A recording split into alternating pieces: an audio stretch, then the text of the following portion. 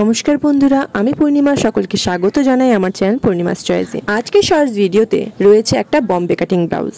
একটা বম্বে কাটিং ব্লাউজের পেছনের পার্ট মানে ব্যাক পার্ট আর হাতা ছাড়া সামনের দিকে টোটাল কটা পার্ট থাকে সেগুলোর জয়েন্টের বিষয়ে আর এই বিষয়ে ছোট ছোট কিছু টিপস। বম্বে কাটিং ব্লাউজের সামনের পার্টটা বানানোর জন্য টোটাল 8টা পার্ট লাগে আর সেটাই এখানে সাজানো আছে। এই 8টা পার্টের মধ্যেও মেইন পার্ট হলো বম্বে কাটিং ব্লাউজের এই কাটুরি পার্টটা। এই কাটুরি বানাতে গেলে দুটো পার্ট আমাদের লাগে, যে দুটো পার্টকে আমি এই মুহূর্তে জয়েন্ট করলাম।